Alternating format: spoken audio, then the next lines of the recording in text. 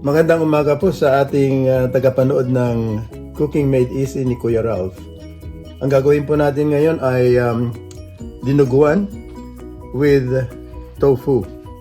Ang main ingredients natin ay number 1, cane vinegar, 6 tablespoonful, 3 tablespoonful of patis, 1 teaspoonful of pepper, 1 whole onion chopped, 2 cups of water, 8 cloves of garlic, bay leaf, 1 beef cube, 800 grams of pork blood, and jalapeno, 3 pieces of jalapeno. And this is our pork belly with the picnic part mixed together, and a 390 grams of tofu, firm tofu. First step natin ay pakukulan natin yung ating pork.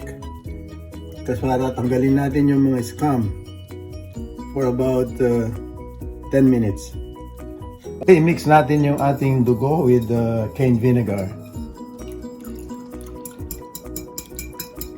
Mix natin maigi hanggang lumalabas na yung mga bubbles niya. Slice natin ng maliliit at saka natin ipiprito. Prito natin yung tofu hanggang maging golden brown.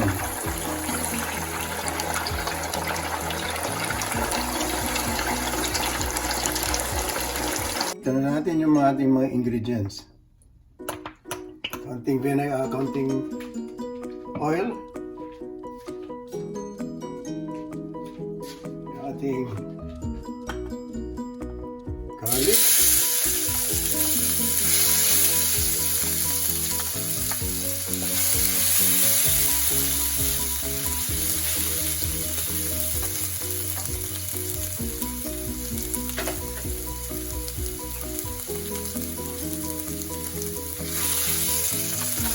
Onion,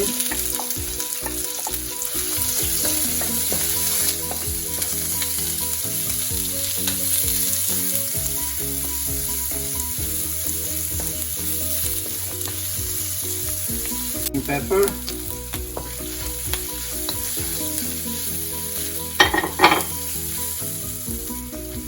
ating meat. Maganda pag iprito natin ng konti para masarap siya.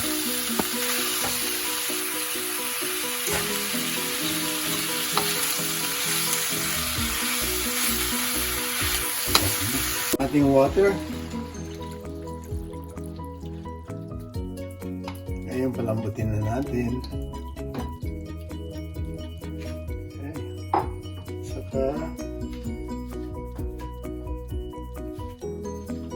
bay leaf. Siguro pakukulan natin ng mga 20 minutes. Okay. Sama na natin yung beef cube at saka patis.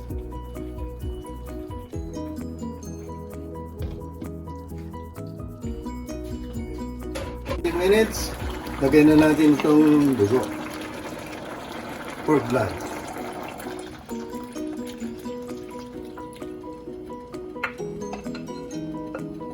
Yan, lutuin lang natin. Yan na ating dinuguan. Tapos yung jalapeno.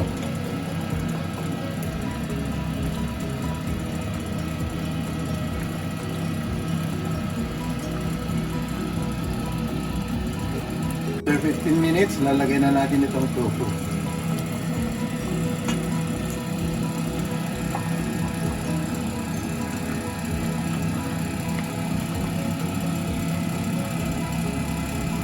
Ngayon, kung gusto nyo dagdagan ng asin, pwede. Asin nyo na yun. Kung gusto nyo maalat ng konti, pwede mo dagdagan ng asin. Yan na po, ang ating dinuguan with tofu.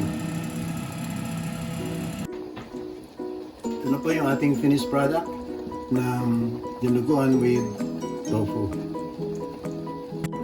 Ito ulit si Kuya Ralph. Salamat sa panonood ng Cooking Made Easy. Ito po yung dinuguan with tofu. Maraming salamat po sa susunod na video.